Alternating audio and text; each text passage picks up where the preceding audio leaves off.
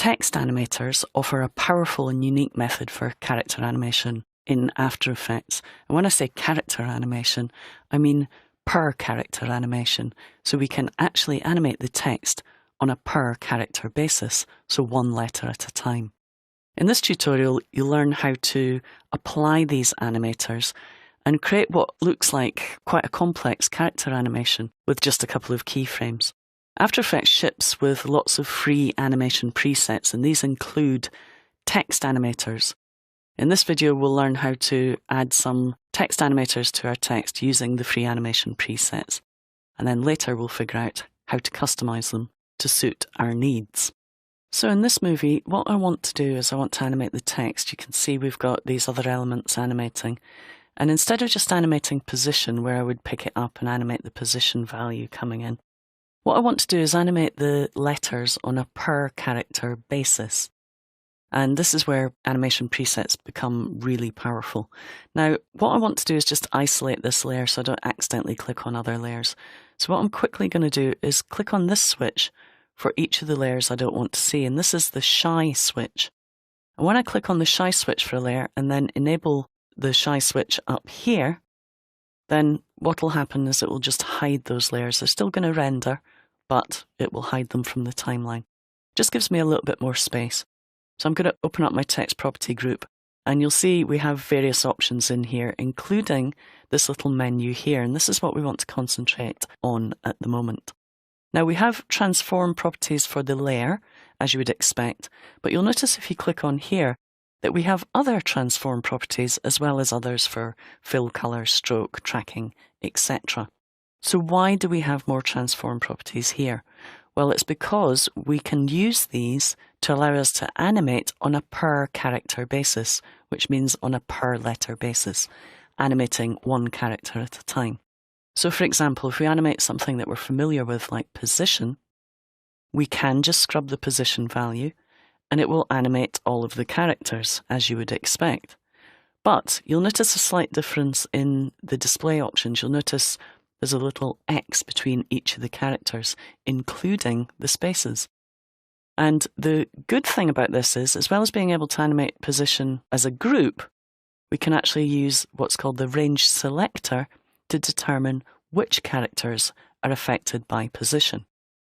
So we could decide that maybe only the word drink is affected by the position value change that I've just made. And this is how we do it. We just drag the end value of the range selector so that it only includes the word drink and the exclamation mark.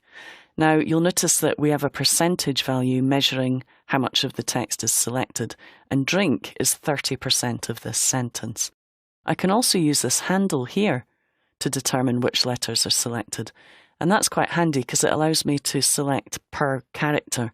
You'll notice it snaps between the different characters as I scrub through, which is a nice way of selecting them. Now, if you want to do that, have access to the character count down here, instead of measuring by percentage, you can go into the advanced section and change the units to index. And then when we go back up here, you'll notice instead of counting it as a percentage, it's counting the number of characters. So DRINK exclamation mark and a space is 7 characters. If we want to remove the space, we can move that in.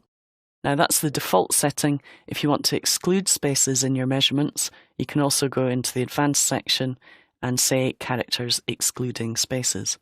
But we're going to leave it on the default for now. So how do we create our per character animation? Well, we animate the start or end property. Now, if I scrub the start property, you can see that that's dropping the text down one letter at a time from the beginning of the text. If we scrub the end property, we get something different. You'll notice it moves it from the end back to the beginning. So we want the first character to drop down first. So what we're going to do is just extend our selection to the end of the text. So let's drag it out so that we have all the letters selected.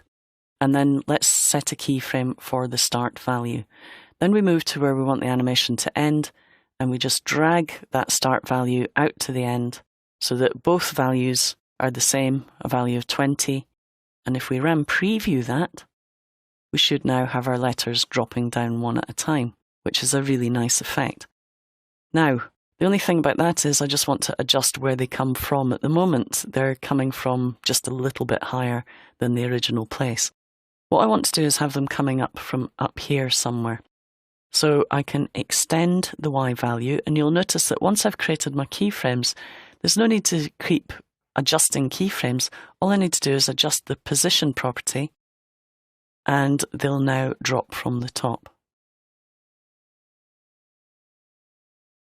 Okay, so we now have the characters dropping from the top.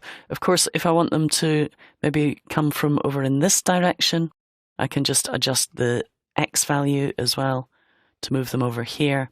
And now they'll come in as if they're coming from this direction. And of course, once we add motion blur to that by clicking on our motion blur switch in the timeline and enabling motion blur, we get a really nice effect of each of the characters moving in over time and blurring really nicely as they do so. So that's how to build your own text animator and apply it to your text in After Effects.